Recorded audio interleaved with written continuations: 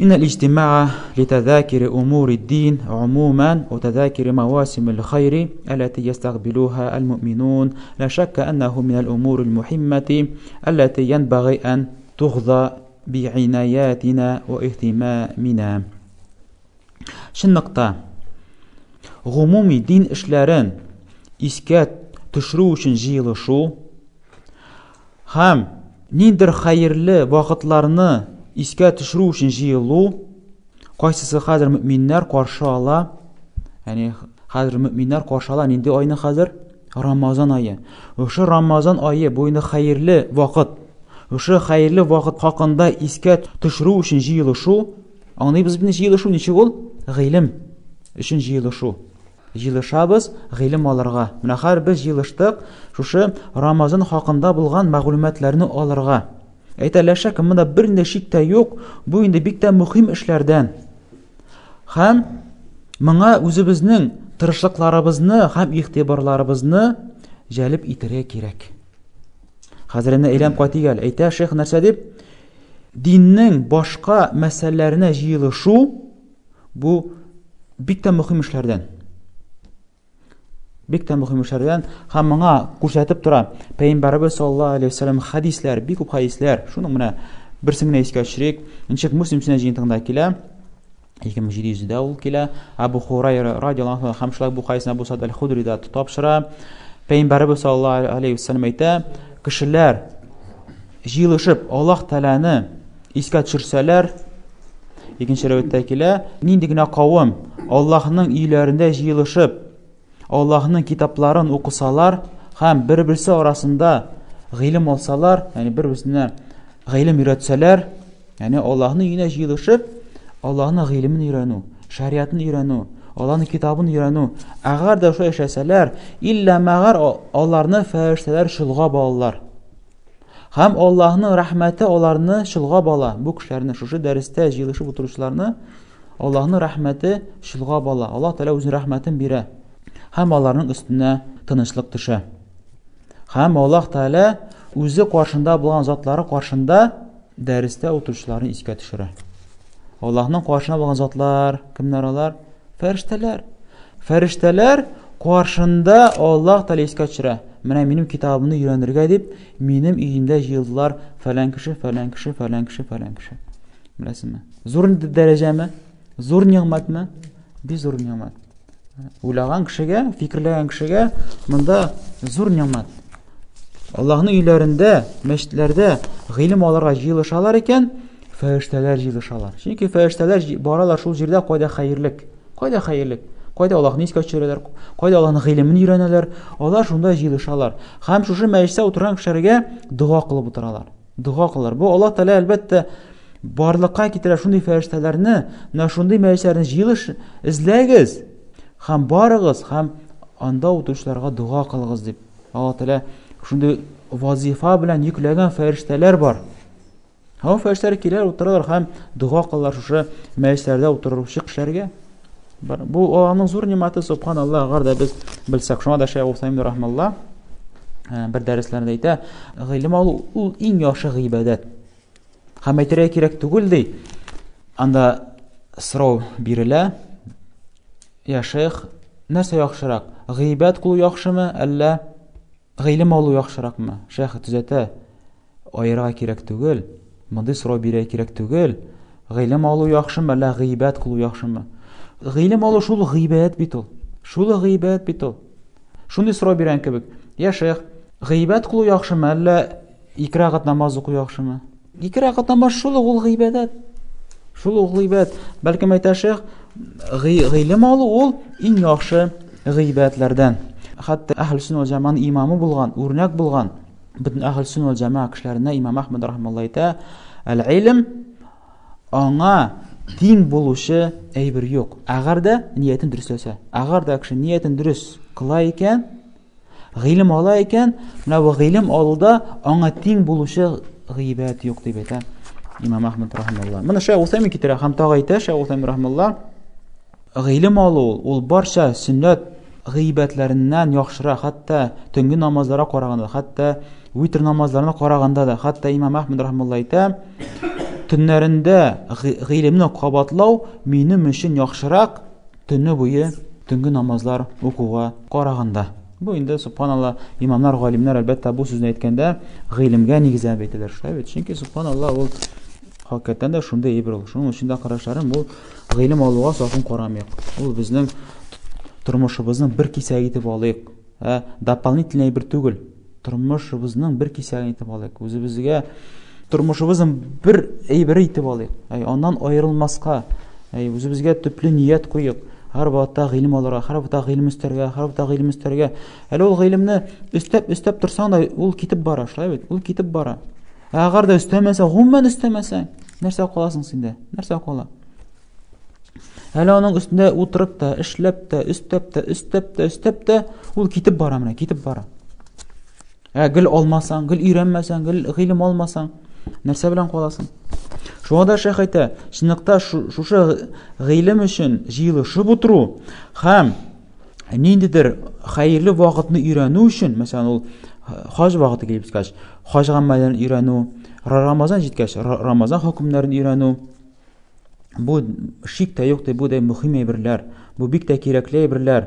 Моңа үзебезнең ихтибарларыбызны һәм тырышлыкларыбызны юнәлтергә тиешбез. Лема ятараттабу аля залика мин ал-аваид ал-карима вал-хайрат ал-азима вал-манафи вал-jamma аллати ла туадду ва ла тухса. Чөнки шушындый мәҗлесләр белән, шушындый җыелышлар белән анда күп хәйрлекләргә илтә торган хәйрлекләргә ирешәсең. Яни сиңа күп хәйрекләр әйләнеп кайтачаклар, зур хәйрекләргә ирешәсең, бик күп файдалы әйберләргә ирешәсең һәм аның файдасын, аның хәерлеген санап бетергесез һәм әйтеп бетергесез. Вакыт җа фи сахih Муслим, һәм Муслим сүннәт җинтыгында килә, анна Наби саллаллаһу алейхи ва саллям хараҗа аля асхабихи яуман. Бер вакытны Пәйгамбәрбез саллаллаһу алейхи ва саллям үзенең сахабалар кырына чыга. Пәйгамбәрбез саллаллаһу алейхи ва саллямның өе ничек булган? Мәчеткә терәлеп торган. Мәчеттә сахабалар утырып сөйләшкәннәр, дәресләр кабатлаганнар, хәдисләрне кабатлаганнар, Аллаһның аятларын кабатлаганнар. Һәм бер вакытны Пәйгамбәрбез саллаллаһу алейхи ва саллям сахабалар кырына чыга. Мәчеткә кереп сахабалар кырына чыга. Ва һум җулусун фил масҗид ятазакарун. Сахабалар шул вакытта мәчеттә җыелышып утырып искә төшерә торган булганнар, бер-берсенә искә төшерттергәннәр. Фaqal алейхи салату вассалам, һәм Пәйгамбәрбез саллаллаһу алейхи ва саллям әйтә: "Мәҗлисакум, сезне нәрсә утырттыра монда? Яни сез ни өчен монда утырасыз? Ни өчен монда җыелышып утырасыз сез?" Кулна, һәм без әйттек, яни сахабалар әйттеләр: "Җәләсна натазакара ал-ислама." Без монда утырабыз ди, исламны искә төшерәбез ди. Исламның ниғматын искә төшерәбез ди. Ничек башка риваятләрдә килә, без монда утырабыз, Аллаһны искә төшерәбез ди. Һәм Аллаһны мактыйбыз ди. Аллаһ Тәгалә безгә шундый хәйрлекне бирде. Ислам динен бирде, файдалы гыйлем бирде. Без мусламаннар булдык. Шундый ширктән, караңгылыктан чыктык. Аллаһ Тәгалә безгә бирде шушы ниғматны. Ә бит күпме безнең туганнар, дуслар, иптәшләр, алар шул караңгылыкта калды. Безнең белән көрәшәләр, безнең белән сугышалар. Алар бу дингә кермәде, без кирдек. Аллаһ Тәгалә безгә биргән ниғматны искә төшерәбез, Аллаһны мактыйбыз ди. Шуның өчен җыелышып утырдык ди.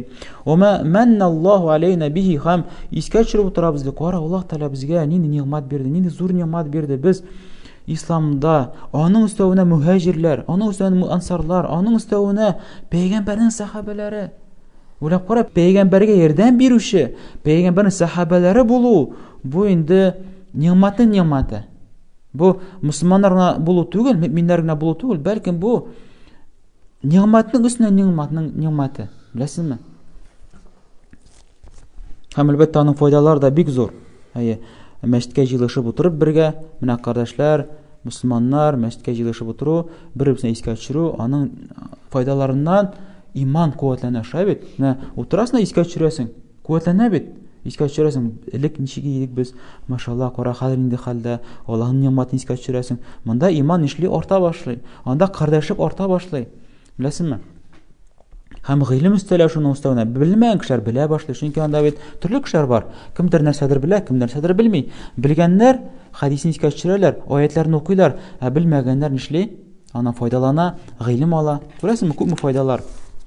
Яни гыйльми мәҗлесләргә җыелышу, моннан инде галимнәр дәлил чыгаралар. Faqala alayhissalatu vesselam ham payg'ambarimiz sollallohu alayhi vasallam ularning javoblарын eshitgach aytdi: "Allohi ma ajlasakum illa zalik." Alla siz shuning uchun o'tirasizmi? G'ilm uchun o'tirasizmi? Allohni ishga tushirish uchun o'tirasizmi? Kulna vallahi ma ajlasana illa zalik. Ham sahobalar aytdilar: "Alloh bilan aytamiz, biz shuning uchun o'tiramiz." Faqala alayhi salatu vesselam ham payg'ambarimiz sollallohu alayhi vasallam aytdi: "Ama vallahi inni lam astahlifkum tuhmatan lakum." Alloh bilan aytaman, men sizdan shiklanib aytmadim bu so'zni. Ya'ni men sizdan shiklanib so'ramadim bu so'zni. Ya'ni shiklanib ular bunda jumsiz ishlab o'tiralar ekan deb onun uchun tugul. Men bilam siz xayrlikda, siz xayrli niyat bilan bunda yig'ilishgansiz. Sizdan shiklanu uchun antittirmadim sizdan. So'ramadim bunday so'zlarni. Walakin atani Jibrilu anifan. Lakin yong'ina menga Jibril keldi. Fa akhbarani, ham menga xabar berdi, ham aytdi: "Annallohu yubahi bikum malaikatahu." Shunniqda Alloh taolo sizning bilan farishtalar qo'shina g'ururlana. Shunniqda Alloh taolo sizning bilan farishtalari qo'shina g'ururlana. Bunday shayx shu hadisni keltira. Bu hadisni Muaviya ibn Abi Sufyan radhiyallohu anhu topshira, Muaviya topshira, ondan endi Abu Sa'id al-Khudri topshira radhiyallohu anhuma.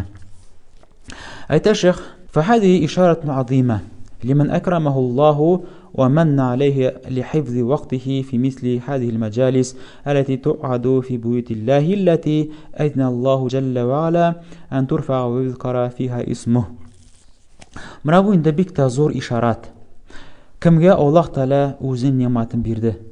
Bu zo'r ishorat bo'lib turadi. Agar kishilar shunday xayrli majlislarda yig'ilishar ekan, shunday xayrli majlislarda qatnashar ekan, ilm olar ekan, endi unga zo'r ishorat bo'lib ko'rsatib turadi. Alloh Taolo ana shu zo'r ne'mat va ne'matlagan. Alloh Taolo shunday zo'r xayrlik bergan. Alloh Taolo shu ne'matga erishishga Alloh Taolo yo'llarni ochgan, uning yuragina kiritgan bu xayrlikni. Evet, ko'p kishini biz ko'ramiz, qardoshlarni ko'ramiz. Hatta ular bilgan ishroqda, nidir masjidda dars bor. Nidir masjidda anda xayrli ilmni o'rganalar. Lekin kelmay. Mana uydan ishlayol, bor aning vaqti haram-sharam qo'ydirib ketib bitadi.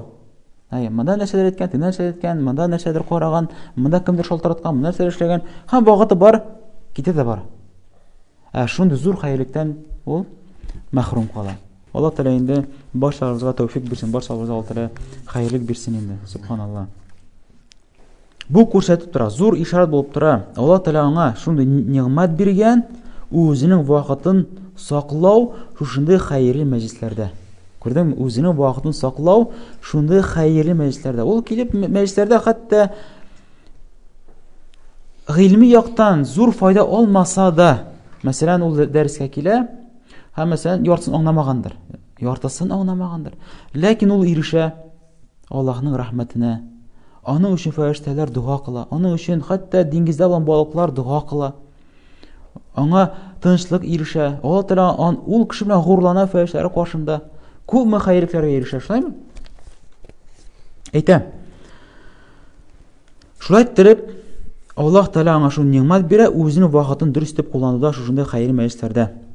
Ham qaysisi Allohning uyida yig'ilishib rig'a Alloh taolo amr etdi, o'sha majlislarda Allohning ismini esga tushirdi, ham Allohning ismini ko'taruvda, ham uning haqida o'ylanadi. Ya'ni majlislar shuning uchun solingan, shabit. Ham bu bizga qo'shitib turadi, mu'min musulmonning yuragi masjidlar bilan beylanirga tegish, masjidlar bilan, Allohning uyi bilan. Uy bilan tugul. Uy bilan qo'ytasan, hajat bilan, ayanda sening xotining, bolalaring, ularga shulay nasihatlaring aytasan, ularni xayrlikka chaqirasan, o'zingning dunyo manfaatini ishlaysan, o'zingdagi yuklamalarini, o'zingga yuklagan yuklamalarni ishlaysan. Lekin barsin yuraging narsa bilan beylangan, masjid bilan beylangan. Masjidga oshiqanasan, masjid.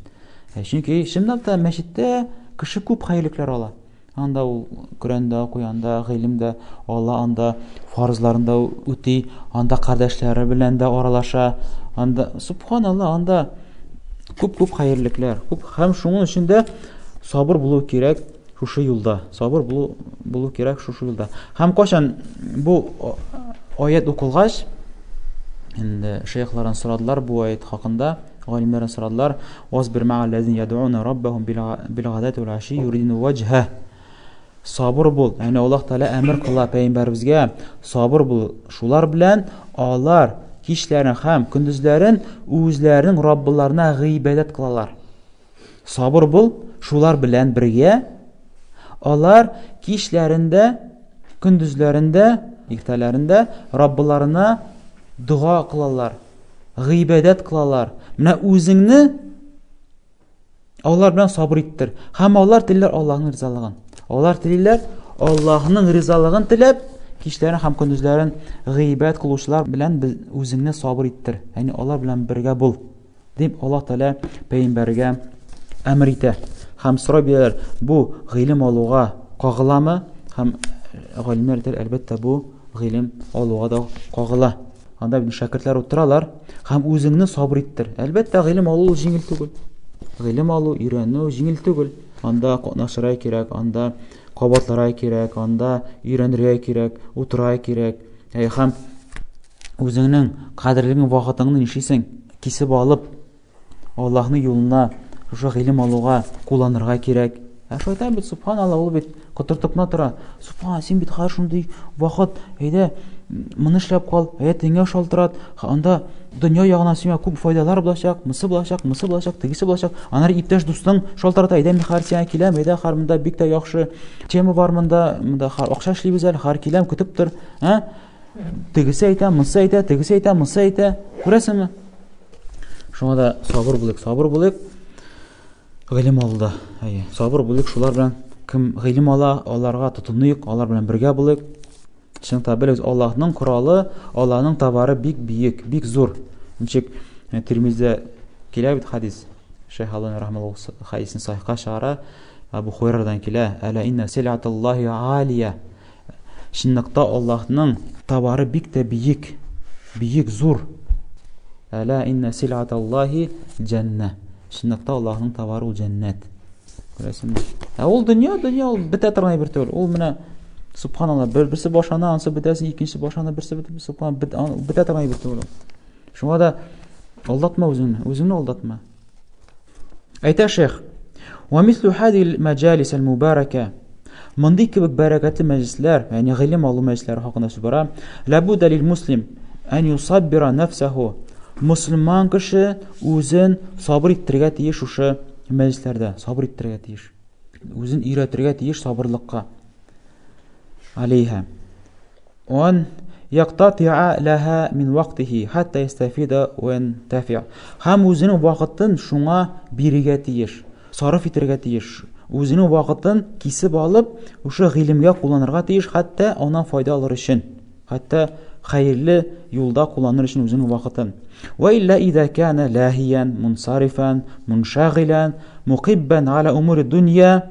Әмма агар алай булмаса, сабыр булмаса, үзенең вакытын гыйлем алуга кулланмаса, киресе булса, яни уйнап йөри торган булса, кайдан ничек кызык шуңа бара торган булса, гыйлем алудан икенче якка бурылса, һәм башка эшләр белән шөгыльләнсә, һәм дөнья эшләренә шумса, әләтеллә тантахи.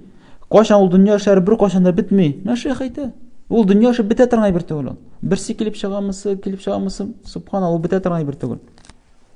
Хәтта безнең татарларда әйтә бит, кеше үлгәч тагы 3 көн буе эш каланың. Шәйт, анда 3 көн түгел әле, тагы 3 ел каларның. Бетә торган бер түгел. Һәм имтихан шунда да инде. Бу сынау. Ул тәрәсенә сынай.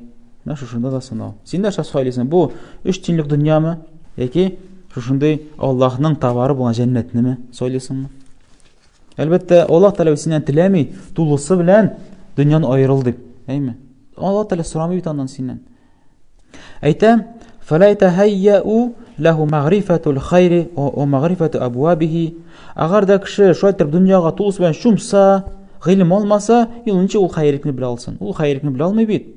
Һәм хайрlikni ишекләренә белә алмый. ومغفرة السبول التي يصل من خلالها إلى الخير. Һәм хайрlikка илтә торган юлларын да белә алмый. وإلى ما يرضي الله. Шәтреп Аллаһның ризалыгына илтә торган юлларны белә алмыйча кала. Һәм күп хайрliklәрдән ул мәхрүм кала. Күп хәйрлекләрдән мәхрүм кала. Ни өчен? Ул нәрсәгә алмаштырды? Юк дөньяга. Кайсы ул дөнья? Ул ничек Пәйгамбәрбез саллаллаху алейһи ва сәлләм әйтә, "Дөнья мәл'уна". Ала инна дөнья ал-мәл'уна. Шунлыкта дөнья ул мәл'уна. Ягъни тәнкыйтьләнгән. Аллаһ яратмаган әйбер. Аллаһның ачуы төшкән әйбер. Мәл'ун ма фиха илля зикруллаһи ва ма валаһу ва алиман мутаалиман. Илля магар ләгънәткә төшмәгән әйберләр ул Аллаһны искә төшерү һәм аннан соң булган әйбер, нәрсә ул? Аллаһка якынай торган эшләр. Һәм шулай ук тагы әйтергә була, мөмин мөселманнар, тақвалы, хәерле дуслар һәм галим һәм гыйлем эзләүче. Менә булар инде тәнкыйтькә эләкмәгәннәр. Булар инде хәерлектә булучылар. Баракаллаһу фикум. Бу хадисне Тирмизи тапшыра һәм Шейх Албани рахимахуллаһ үзенең Сахих җамиътә хәсәнгә яхшы хадис дип әйтә. Шейх дәвам итә: "Ва фи мисли һадил маҗалис" һәм моның кебек мәҗлесләрдә يتم توجيه وتأتي الموعظة وتحصل الذكر وإيقاظ القلوب وتوجيه إلى أبواب الخير فينتفع الناس ويستفيدون فوائد عظيمة. Hamının kök meclislerde kişi özüne bik de көркәм күрсәтмәләр ала. Һәм бик тә яхшы вагызлар ала. Аның белән йөрәгендә иманы арта. Һәм искә төшерүлекне ала. Чөнки кеше оныта ашлай бит. Һәм аның йөрәге уянып китә. Һәм аңа бик күп хәйрлекләргә ишекләр ачылып китә. Ягъни ул күрә башлый, кара, мондый зилектә бар, мондый хәйрлектә бар, мондый хәйрлектә бар. Шуңа да Аллаһ Тәгалә әйтә: "Инна ма яхшаллаһу мин ибадил улама". Шуннакта Аллаһ Тәгаләдән иң каты куркучылар алар галимнәр. Аллаһның кулларыннан булган Аллаһтан иң каты куркучылар алар кемнәр? Галимнәр, чөнки алар беләләр, белеп куркалар. Һәм шулай итеп кешеләр бик күп файда алалар һәм бик күп үзләренә файдалар алалар шушы мәҗлесләрдән.